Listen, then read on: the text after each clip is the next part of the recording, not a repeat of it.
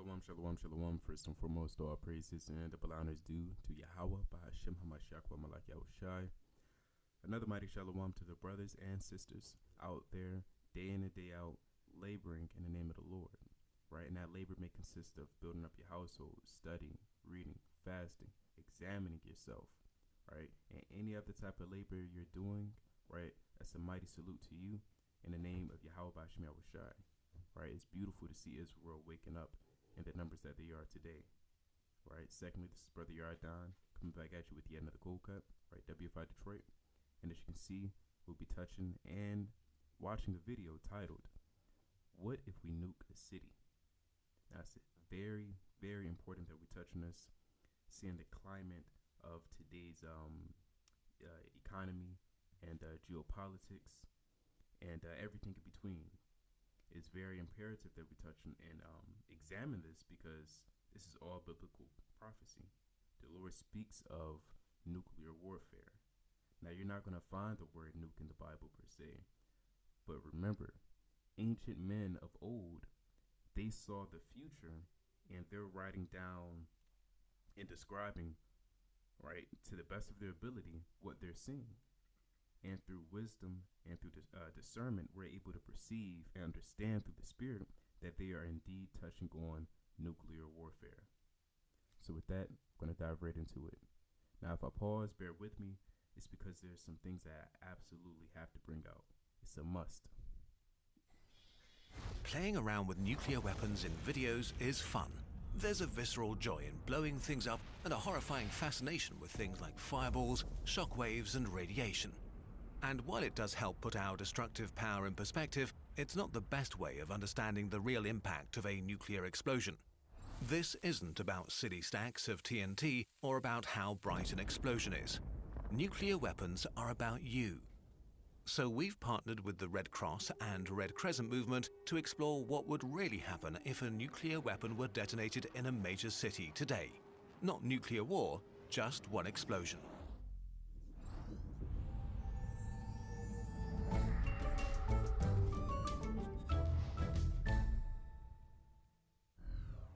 We begin our story in the middle of downtown in a major city.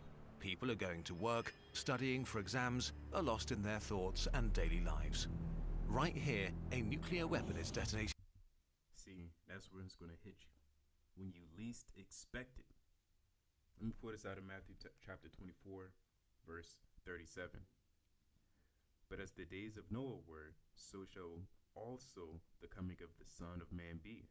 For as in the days that were before the flood, they were eating and drinking, marrying, giving in marriage, until the day that Noah entered into the ark, and knew not until the flood came and took them all away. So shall also the coming of the Son of Man be. Then shall be two in the field. It's like it then shall two be in the field, the one shall be taken and the other left. So one's going to be taken and the other will be left to be destroyed. As in the people that were outside of the ark, they were left and they were destroyed. And it's going to come and hit you like a thief in the night. And the scriptures actually speak on that as we continue to read on. But we'll get to that later in the video. What I really want to touch on was how it's going to hit you when you least expect it. Like as he said in this video, people were studying for exams. You're thinking about your heart broke, from that one time in 1990, what Keisha did to you. You're thinking about how you got to pay all the taxes and your bills. You're looking for jobs. You're stressed out, whatever. You may be on a date. Some people just want to wake up and go for a run, and bam, you're going to get hit by a thermonuclear missile. Or in this case, a nuke, aka. So let's continue on. And time freezes. The first phase of the explosion happens within less than a second. In a millisecond, a ball of plasma hotter than the sun appears and grows in a fireball to more than 2 kilometers across. Within this ball, everyone is just gone. Think of water dripped onto a You're gone. He said in the video, you're just done. You're gone. You evaporate. Very hot pan. A sizzle, and then there's nothing. Most buildings, cars, trees, tacky sculptures, and people, all evaporated. First, the flash, an intense tsunami of light, washes over the city in an instant. If you happen to have your head pointed in the direction of the explosion, it renders you blind for a few hours. The heat of this light produces a thermal pulse, so energetic and hot that it just burns everything as far as 13 kilometers from the detonation site. What this means is that everything in an area of 500 square kilometers that is able to burn starts burning.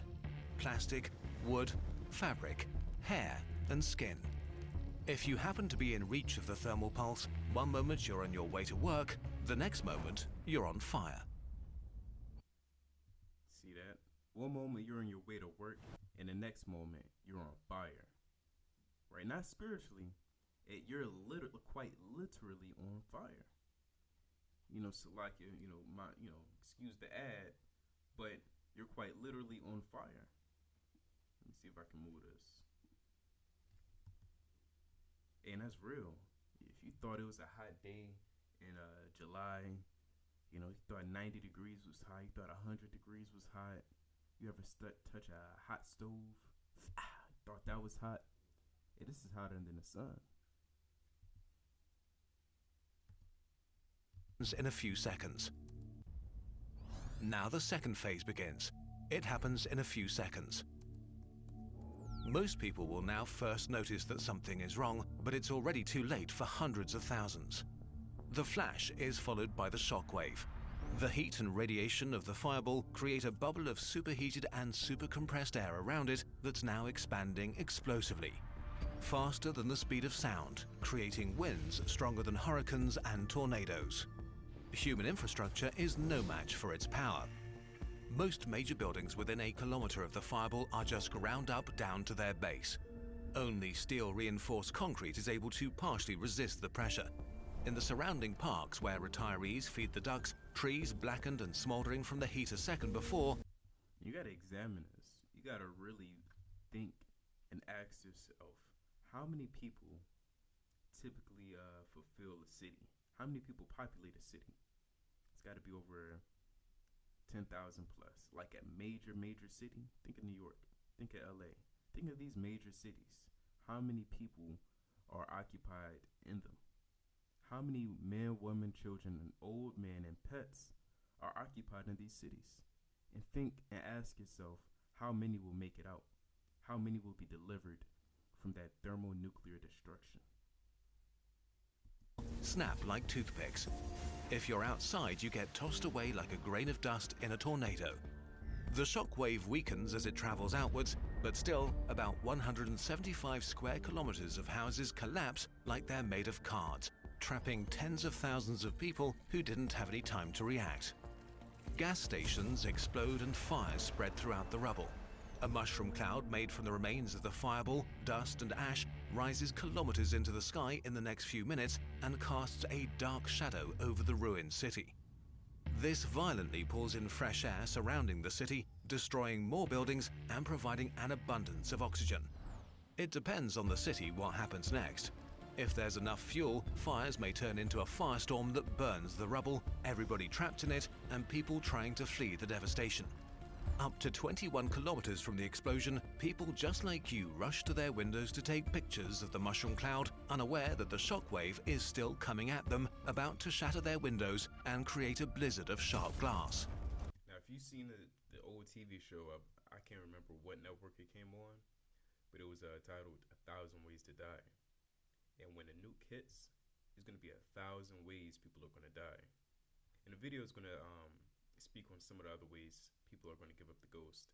But what he just mentioned, just simply standing in front of your window, being hit by the shock wave, by that wind, that strong gust of wind, and the vehemency is going to break and shatter the glass and thus just turning your face into Swiss cheese.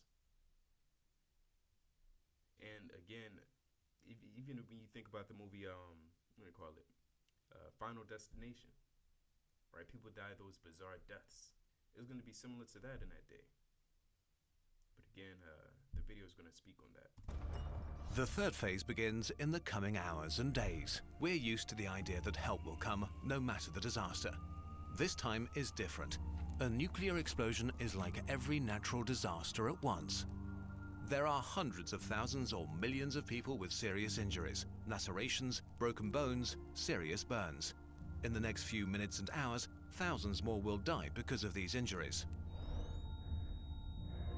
Countless people are trapped in collapsed buildings like in earthquakes, or blinded by the flash, deaf from the blast wave, and unable to flee through streets impassable with rubble and debris. They're terrified, confused, and don't know what's happened to them or why. Most likely, many hospitals have been leveled along with all the other buildings, and most medical professionals are either dead or injured along with everyone else. The survivors lucky enough to have been in metro tunnels or standing in the right place to be unburned and unhurt won't have truly escaped harm yet. Depending on the type of weapon, where it explodes, and even the weather, an awful black rain can begin, with radioactive ash and dust descending on the city, covering everything and everyone. The invisible, malicious, silent horror of radiation takes its turn. Every breath carries poison to the lungs of the survivors. Over the coming days, Remember how earlier mentioned, there's 1,000 ways to die. People are going to die from radiation. People are going to die from being blown up at a gas station. People are going to die because a car flips over due to the gust of wind, just falls in their body and makes them flat like a pancake. Some people are going to be cut to pieces simply because they're standing in front of a glass window. And you may have a pet or a dog, and your dog just start freaking out and just kill you and maul you to death. Anything can happen. the people who receive the highest doses of radiation exposure will die. There will be no help, not for hours or maybe even days. Civilization doesn't operate when there is a total breakdown of infrastructure. Roads are blocked, train tracks warped, runways cluttered with rubble.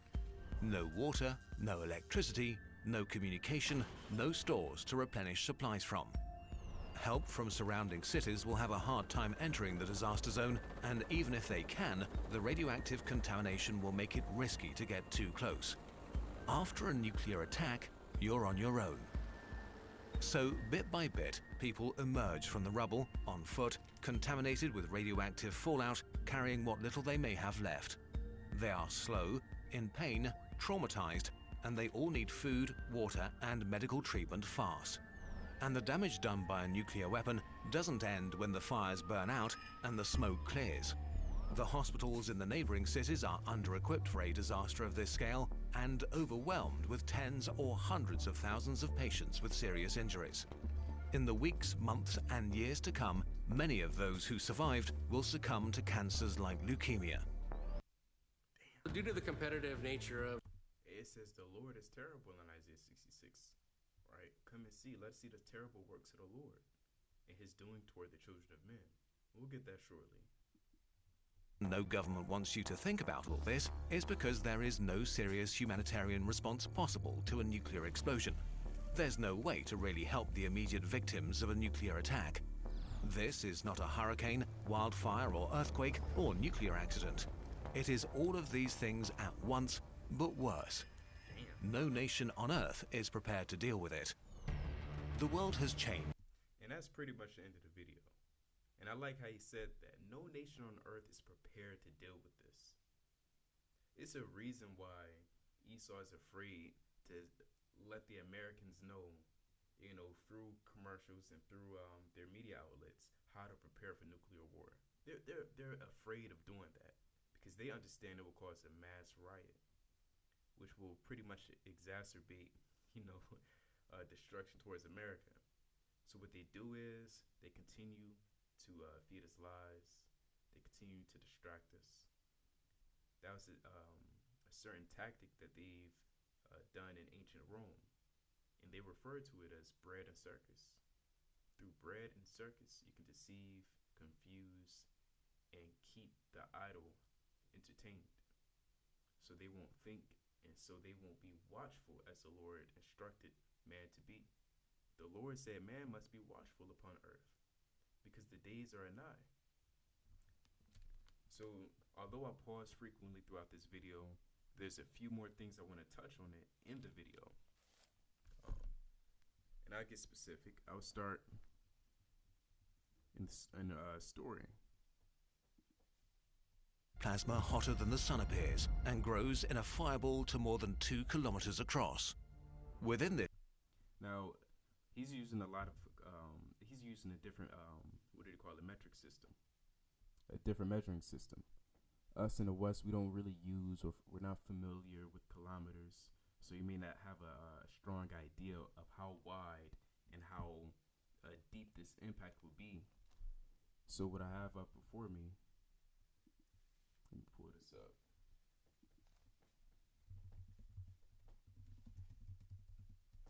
Kilometers to miles. So it says it's going to be 2 kilometers. That's equivalent to 1 mile. Right? A mile is pretty big in itself. But let's keep watching. this ball, everyone is in a fireball to more than 2 kilometers across. Within this ball, everyone is just gone. Think of water dripped on most buildings, cars. Now that's not it. It don't end in a mile. It's deeper than that, right? If you've seen the movie Oppenheimer, which is a pretty good movie, it's not just a mile in damages. It's greater than that, even as the video just explained. Trees, tacky sculptures, and people, all evaporated.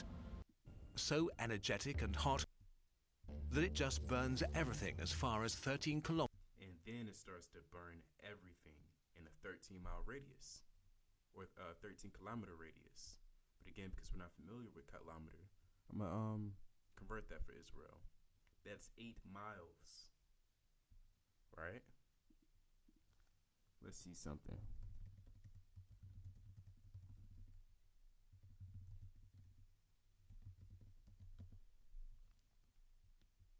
Let's see what's equivalent to 8 miles.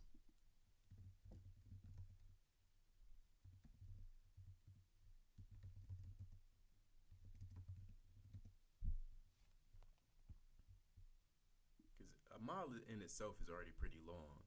For those who may drive, you may have a good understanding how long a mile is. But imagine 8 miles in radius, in a circle, burning everything. You know, I'm sure you can do your, I'm sure you have imagination. You can kind of picture that. But in reality, your imagination, I mean, it can only do so much. It won't really do it justice unless you see it, or if the Lord allows you to see it.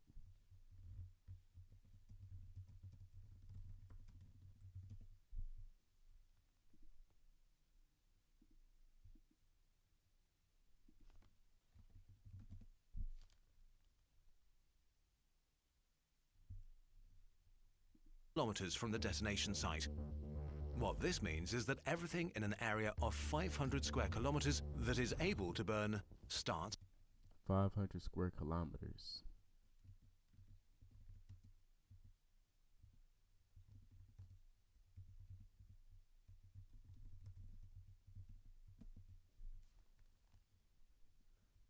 Square kilometers to miles is 193 miles. You're done. There's absolutely nothing you can do. Just call it a day. It's burning. Plastic, wood, fabric, hair, and skin. If you happen to be in reach of the thermal pulse, you will now first notice that something is wrong, but it's already too late for hundreds of thousands. The flash is followed by the shockwave. Wants you to think about all this is because there is no serious humanitarian. So, in 1 kilometer, you're dead. Let's be honest. You're gone, right? You're in the spiritual world. There's nothing you can do. Even Ezra said, who will save me in that day? Then 7 kilometers out, it's going to get hot. It's going to be hotter than any day that America or this world has ever imagined. You're going to burn. He mentioned it, right? Anything that's fabric, metal, animals, whatever, is going to burn. If it can burn, it will burn. Response possible to a nuclear explosion. There's no way to really help the immediate victims of a right, 3rd-degree burns. That's it. And if you're out 21 kilometers, let's look that up.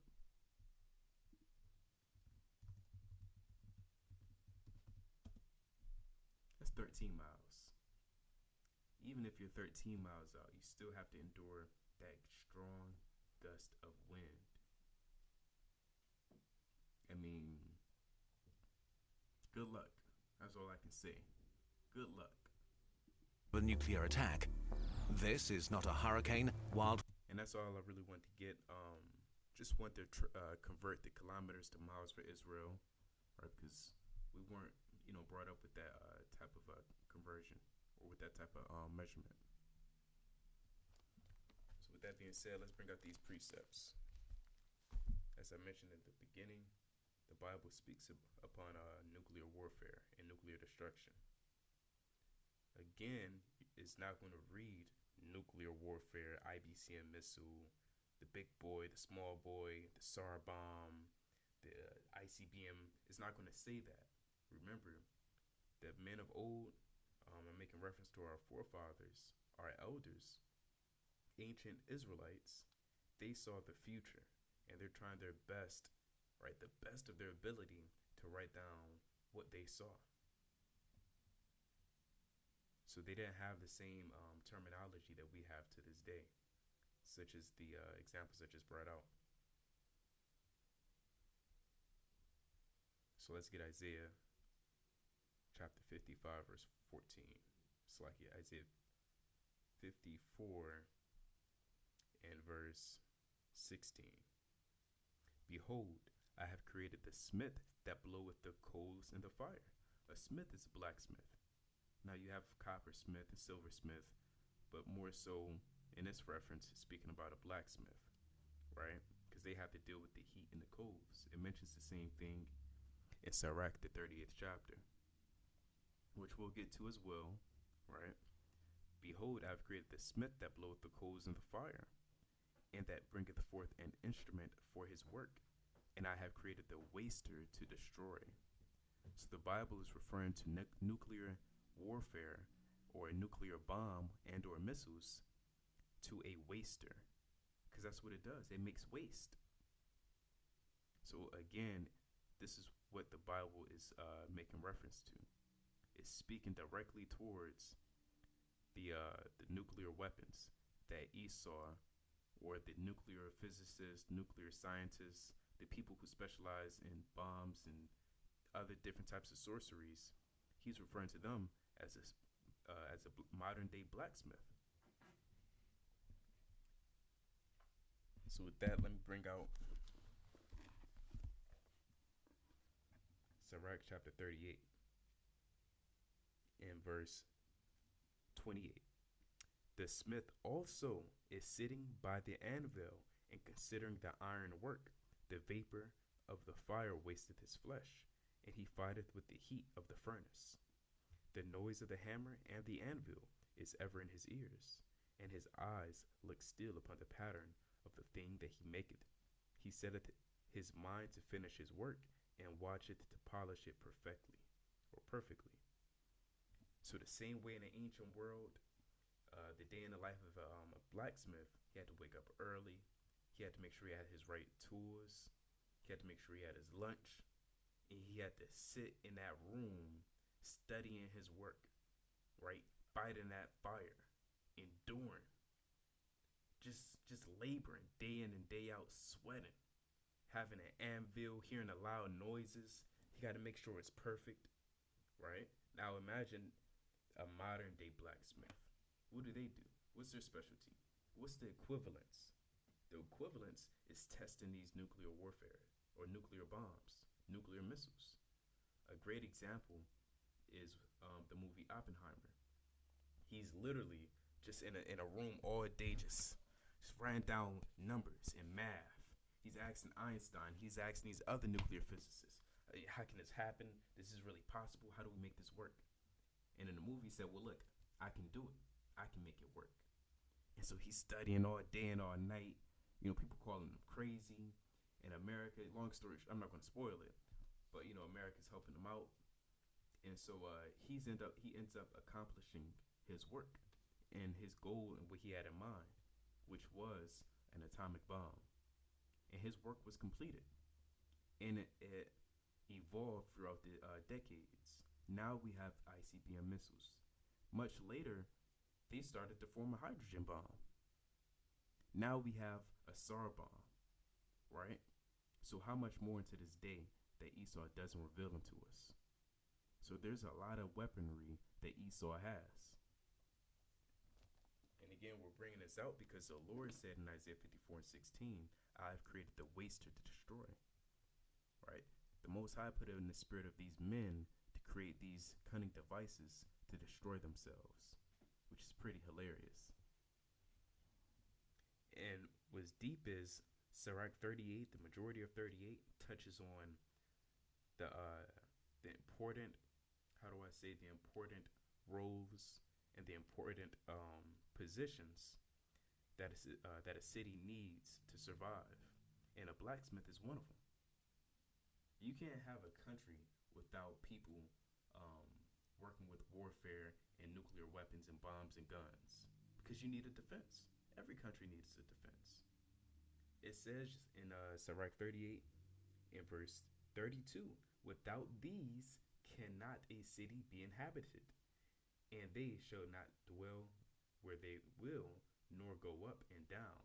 Because let's be honest, who wants to dwell in a city where there's no police, there's no armor, there's no army, no navy, no branches of the military? Who wants to dwell in that city? Who's going to feel safe?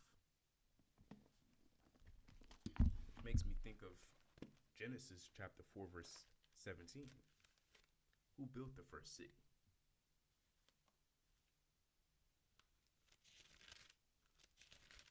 Let's get that. Genesis chapter 4, verse 17. See if this is what we want. And Cain knew his wife, and she conceived and bare Enoch. And he builded a city, and called the name of the city after the name of his son Enoch, or in the Hebrew, Kanak, which simply means the enlightened one.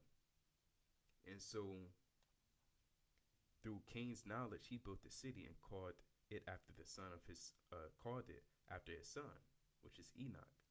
And again, as we read in Sirach 38, a city can't be inhabited without a list of occupants, or a list of people who specialize in certain crafts. One of them that we read was a blacksmith. As you read Sirach 38, another is a potter. Another one who gendereth in, who handles animals and livestock. Without these, a city can't be inhabited. And so Cain had those men listed, or those certain specialties in his city. Where I bring this up to say how much more evolution with technology today. How much more crafty and cunning devices they have today. So the Lord is coming back very soon.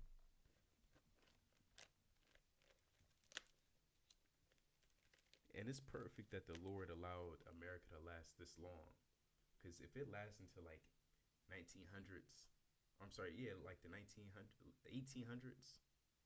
I mean, everybody has swords and guns. A mass amount of people can't die with swords and guns. It ain't happening. You need something stronger. You need that atomic bomb. Let's bring out 2nd Ezra, chapter 7, verse 43.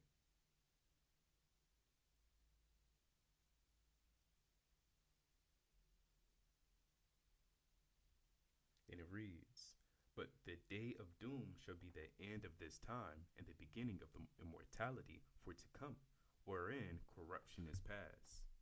And that is a true and faithful saying, that corruption will soon pass.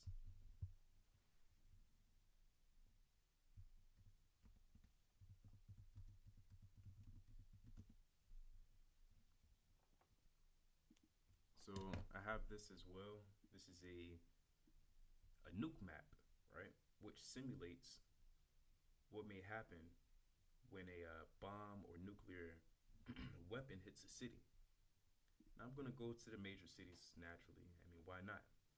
So let's go to New York. And these cities are always mentioned in the movies. You got New York, D.C., L.A., Texas, or Houston. So let's go to Houston. Let's go to New York.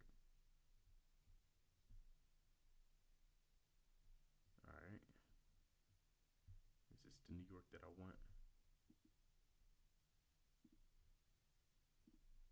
Yeah, here we are. Let's go to New York. Right next to Jersey. So now here we can choose our warhead. And as I mentioned before, Esau has a lot of weapons. See all these weapons? And there's more than this, of course. You got the fat man. You got the little boy, as I mentioned. Right? I believe there's a big boy as well. But let's choose one similar to that of what we watched in regards to kilometers.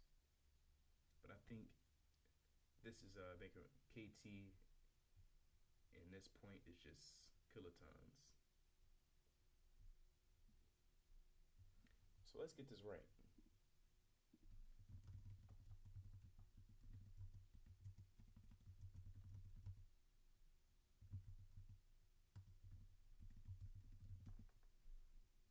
How many kilotons does the ICBM carry or contain? Each line, if its warhead were live, represents the potential explosive power of about 300 kilotons of TNT. So what here carries 300 kilotons? The TN 8081. So let's detonate it. And here we see the damage that this bomb can create. Now each point is important. Let's zoom in. The green, radiation. Ionizing radiation dose likely fatal in about 1 month. Survivors will eventually die of cancer. Even if you just so happen to survive, if you're just so happen to be lucky, let's just say you may have a bunker, or I don't know, anything, you're still going to die because of the radiation, right? Now you might be saying, well, look, I'm going to make a way, and I got my bug out bag, and I know the city like the back of my hand. I can just simply walk out. The time it'll take for you to walk out that city, I mean, you already contain so much radiation and so much poison in your lungs, you'll be dead a month later. So here in this area, the orange part, or the yellowish part, right? This is 66 kilometers. Can we convert this? Perfect. 2,150 feet, or 0.52 miles. You may think, that's small. Well, hopefully you're not in this area. Hopefully you're not within that 2,150 feet, or you're toast. The moderate blast range, this is the damages, right? This is what the video was speaking of, or yeah, that's the blast range. A lot of damage is going to happen towards your way. Best believe windows are shattering, cars are flipping, animals are bugging out. You know, you could be doing anything. Thermal radiation radius. That's why I say, even if you're in the green, you still got to walk through the radiation. You're done. You're finished. Just call it a day. Now keep in mind, and then you got the white part. So if you're in somewhere near Newark or Harrison, which is New Jersey, and you're gonna feel a strong wind. It may blow you away, but it's not gonna kill you. But you're gonna feel that strong wind, and you're definitely gonna see this at Brentwood. You're definitely gonna see a huge smoke just in that air. You're gonna see this by Lakewood Township. You're gonna see this in Trenton. Let's choose another city. Let's go with, I know Detroit is up here. Nah, let's go to Tel Aviv. Tel Aviv. Right? And we may not know all these places, but best believe, right, that's a lot of deaths. Let's look up.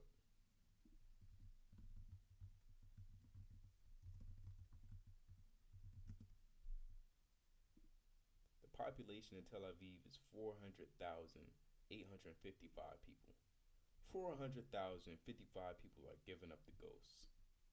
You thought the Lord was joking when he said 1,000 shall fall by my right and 1,000 shall fall by my left?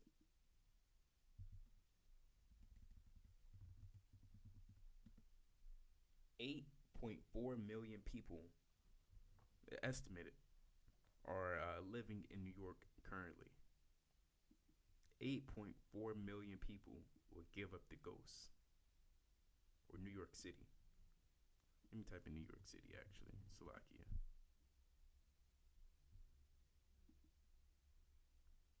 $18 million.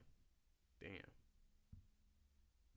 The metro area population of New York City in 2021 was 18 million. That's a lot of deaths. That's a lot. Let me see if I can find Detroit.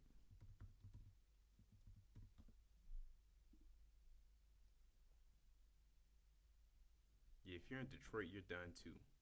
You're going to feel a lot of it, even in River Rouge, Highland Park, Dearborn, Melvindale, Grosse Pointe. And you're definitely going to see this explosion in Royal Oak. Because remember, it's going to shoot up miles, at least like 3 miles in the sky. 4. Probably a little bit more than that. But keep in mind, it's like the warhead of our choice is the TN-8081.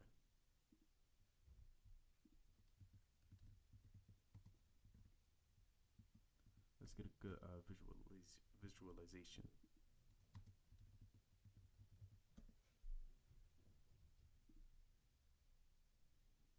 There you have it. It's the 8081.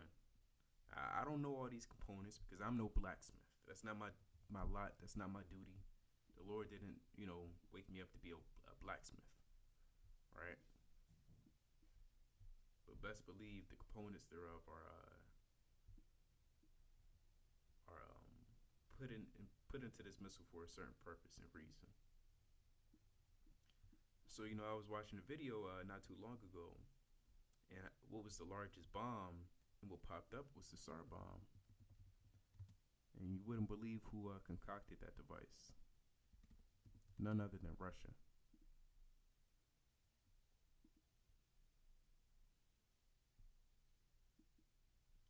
So here's the scale. Let's see if I can move this. You got Nagasaki and Hiroshima, 10,000 meters. We all know about Nagasaki and Hiroshima. I believe I was a little boy or fat man, whatever. It caused a great amount of damage. I mean, people still speak of it to this very day. People talk about it in history classes, literature, right? The effects of it, how certain waters are still contaminated by the radiation. It had a big impact upon a world. And that was hit on people. But then, the scale, you got the SAR bomb. Countries will see that. If the SAR bomb hits in New York, you're going to see that in LA. What's the height? What's 50,000 meters? Let's convert that.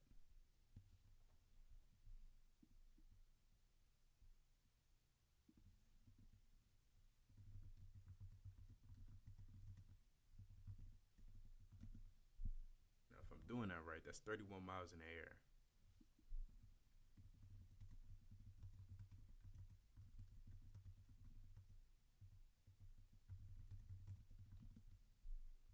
Empire State Building is 0.2 miles in the sky, and we kind of marvel at it. That's pretty big. People, fly throughout the world, just see the Empire State Building. 0.2 miles high. The SAR bomb and the impact, you would be able to see it from 31.0 miles up in the air.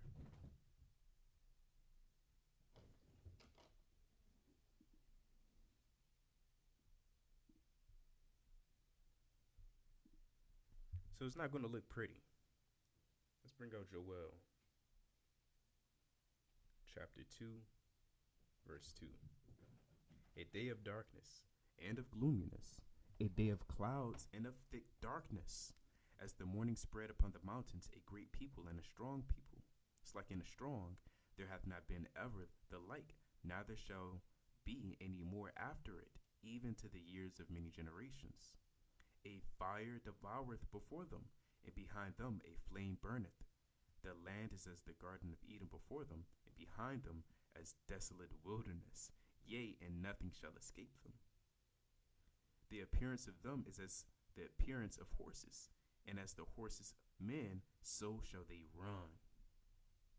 They're going to be running, terrified. That's Joel 2 and 2 and down.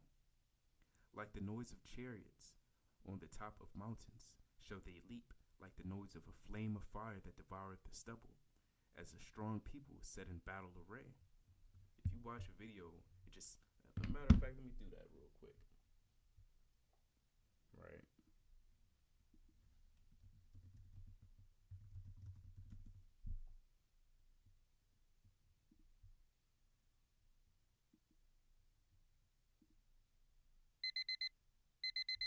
Time doesn't heal all wounds. Now, this is just Hard work, perseverance. Right? This is on a small scale on how fire sounds. It sounds like something sizzling, right? A little pop, pop, right? And then imagine hearing fire burn an entire city. You know, I can't do the sound effects, but you can use your imagination. If you can stretch your imagination, I mean, I'm sure you'll scare yourself. This verse 6 in Joel chapter 2, before their face the people shall be much pained. All faces shall gather blackness. They shall run like mighty men. They shall climb the wall like the men of war. And they shall march every one on his way. It's like on his ways, and they shall not break their ranks. And so it's going to be a great, terrible day. Let's bring out a few more.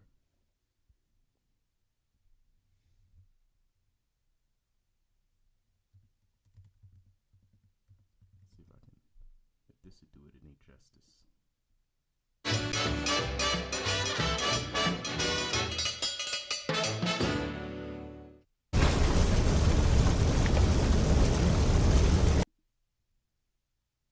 That's a better one. So imagine how much more a city just burning. This is a house burning. Just a small representation, a slight idea, right, of something burning at a great force, at a great magnitude. In this case, a house.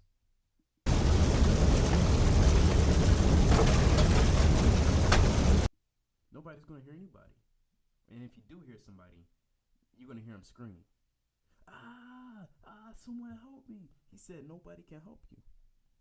Which brings me to 2nd Esdras, chapter 7, verse 45. Then shall no man be able to save him that is destroyed, nor oppress him that hath gotten the victory. I want to really jump down.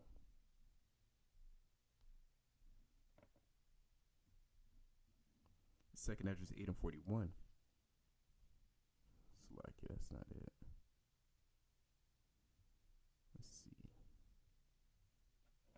Let's just pull it up here.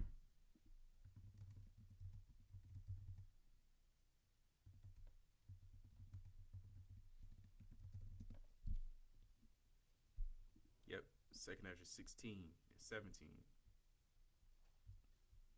Let's start at verse 13. For strong is his right hand that bendeth the bow. His arrows he shooteth are sharp, and shall not miss. It's like it when they begin to be shot into the ends of the world. So even when you read in verse 16, woe be unto thee Babylon and Asia, woe be unto thee Egypt and Syria. Gird up thyself with sackcloth and with hair. Bewail your children and be sorry, for your destruction is at hand. A sword is sent upon you, and who may turn it back? A fire is sent among you, and who may quench it? Plagues are sent unto you, and what is he that may drive them away? So let's pause. Let's get real quick Let's get Jeremiah 50 and 25.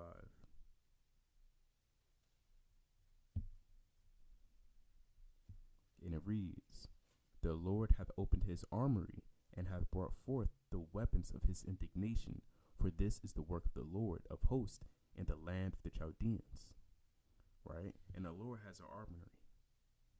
Right? All the cunning devices that you can think of that Esau may have created, the Lord already made it. The Lord made that. The Lord predestined that.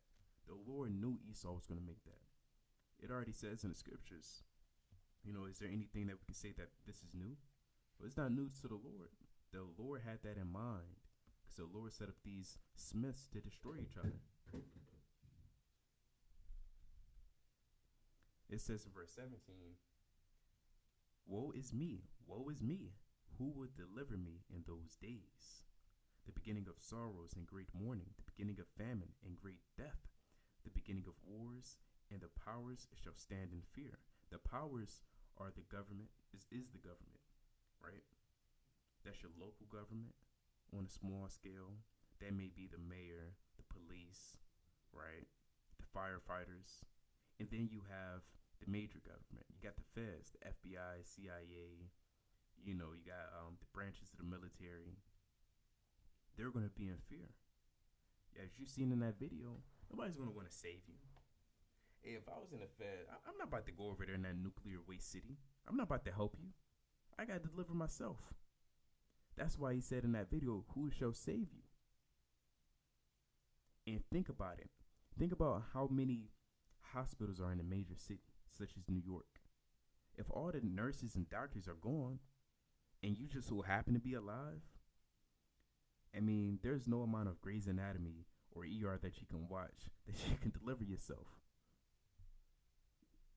You're not going to be a doctor, right? You can't trust in yourself. You can only trust in Yahweh Shemel Shai. So here I have 86 examples of city infrastructure. These are all the things in a city. And this is all the things that Esau labored for.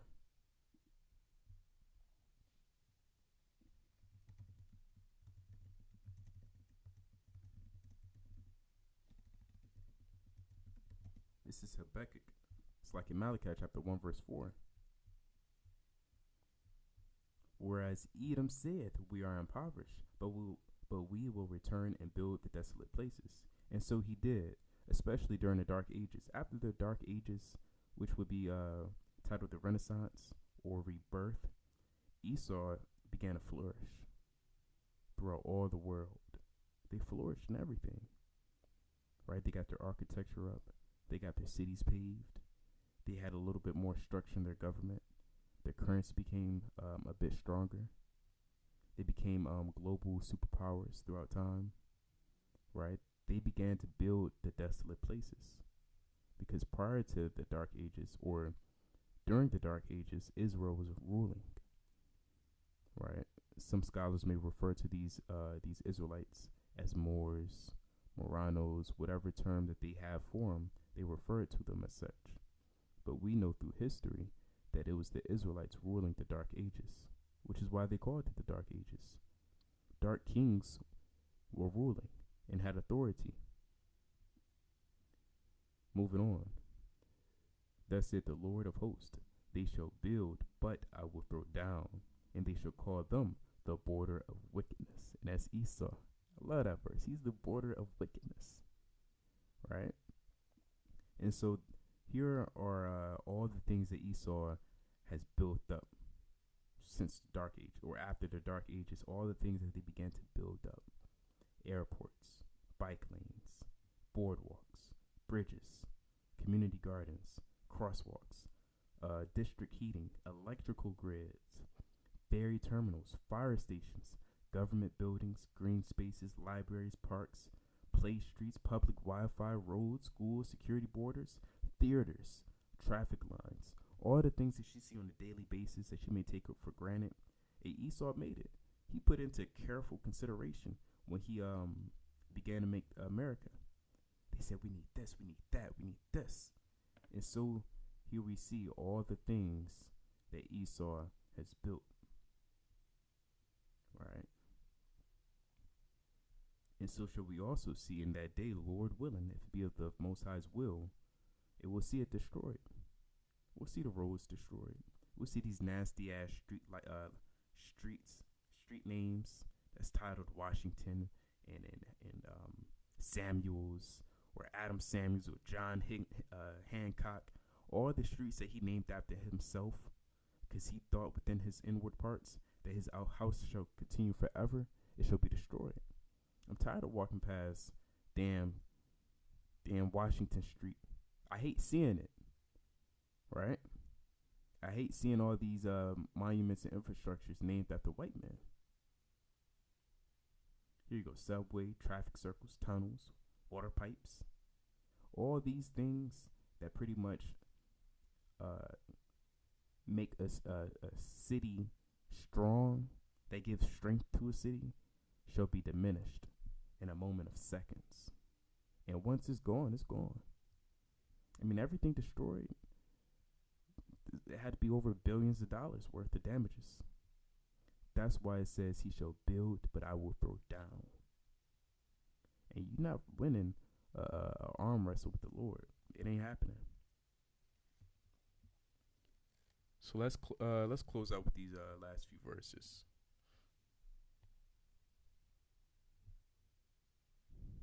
Let's just pull it up on here.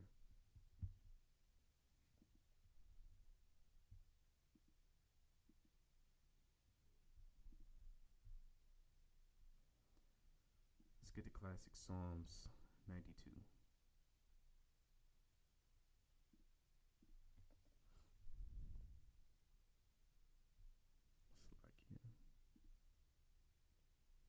Psalms 91.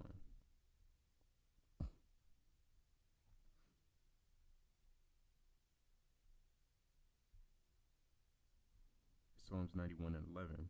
For he shall give his angels charge over thee, to keep thee in all thy ways.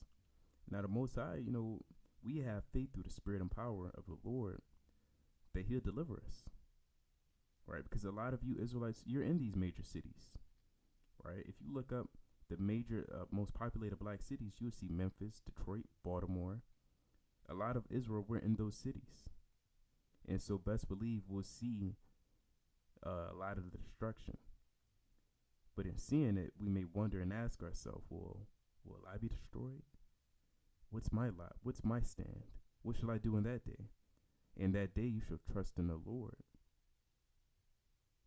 As it says in verse 1, he that dwelleth in the secret place of the Most High shall abide under the shadow of the Almighty. I will say of the Lord, he is my refuge and my fortress. My God, in him will I trust. Surely he shall deliver thee from the snare of the fowler and from the noisome pestilence. He shall cover thee with his feathers, and under his wings shalt thou trust. His truth shall be thy shield and thy buckler. Thou shalt not be afraid for the terror by night, nor for the arrow that flieth by the day. And it sounds like a good description of what may happen a day or two after a city is nuked. You may have things falling from skyscrapers. You may have a window drop on. You may see a window drop on somebody's head and slice him in two, like his Mortal Kombat. You may see a car kind of just like this and just slowly tip over somebody that's trying to make it out of a hole. You may see a lot of terrors by night. You may hear screaming. And in that day, there's no police. Forget about calling 911 because the electrical grid's out. You're going to hear women screaming. Ah! You're going to hear men screaming. Ah! Help me! You're going to walk past someone and kind of grab on your ankle. Kind of want to shake them off. Because somebody got to... What are you going to do? What can you do? You can't help them. You're not a doctor. You're not a police officer. You're not a government official. You're just grabbing on your ankle. And you kind of just shake them off and kick them. And keep it pushing. Nor for the pestilence that walketh in darkness, nor for the destruction that wasteth at noonday. Remember the waster that we spoke of in Isaiah, right? That waster is going to waste at noonday. And it says famously, the famous verse, 1,000 shall fall at thy side, and 10,000 at thy right hand, but it shall not come nigh thee. You might be wondering and asking yourself again, how's the Lord going to do that? His wonders are great. I mean, what can he do? How can he deliver me in that day? And that's why we have faith and hope. That's why you read and study and pray every day. That's why you labor in the word of the Lord. It says in 1 Corinthians 15:58, we know that our labor is not in vain. And so if it's not in vain, we expect a holy end.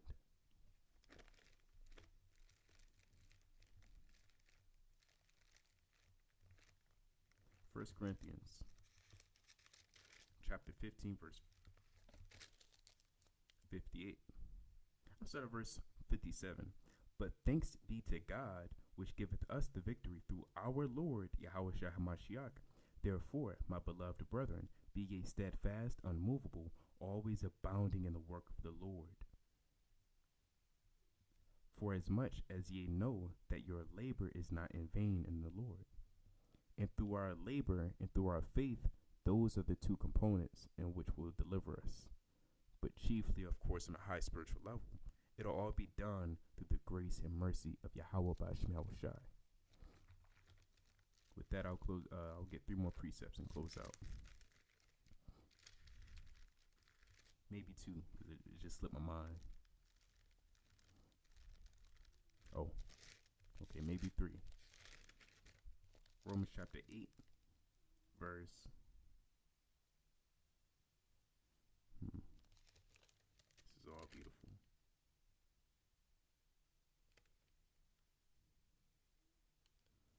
Verse 38. No, that's not what I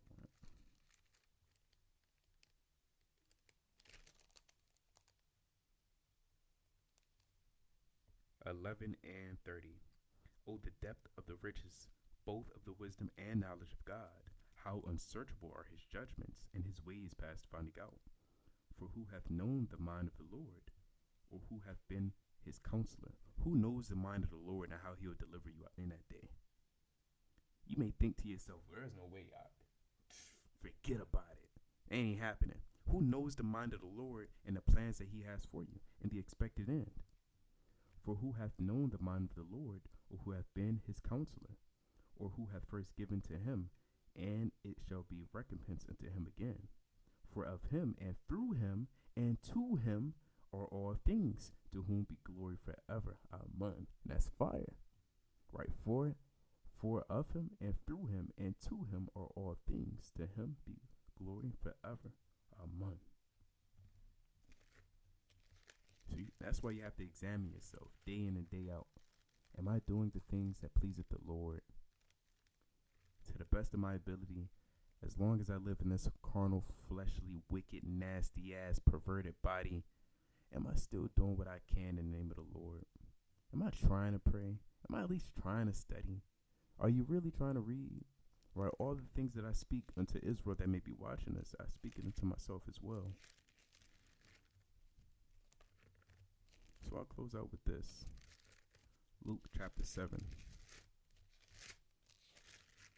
The Lord even acknowledges and loves that you delight in his work. The Lord loves to be praised. There's nothing wrong with praising the Lord. Right? There's nothing wrong with giving thanks. It says in Psalms 100. Let me get that real quick.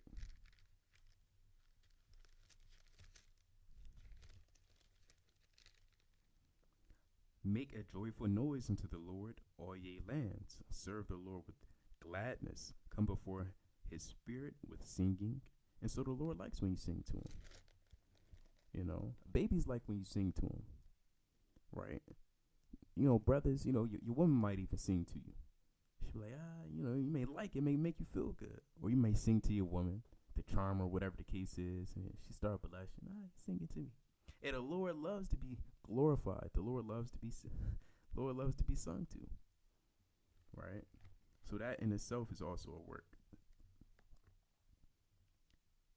With that, I'll end with Luke chapter 7, verse 45.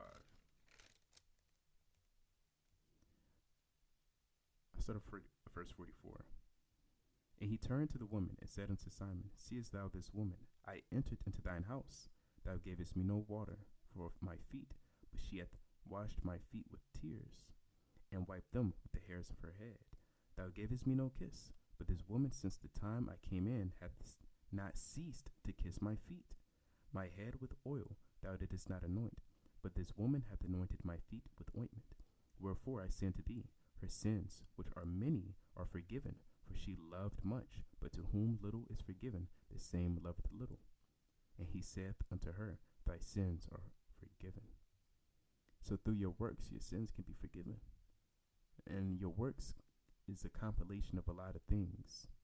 As I mentioned at the beginning of the video, your works contains serving your husband, praising the Lord, thanking the Lord, fasting, reading, studying, examining yourself, making sure that you apply the precepts to the best of your ability, maintaining the fruits of the Spirit. So with that, I'm going to bid Israel Shalom, Aparatazah. Israel's been edified through the Spirit and power of Yahweh by Hashem Yahweh Shai. Shalom.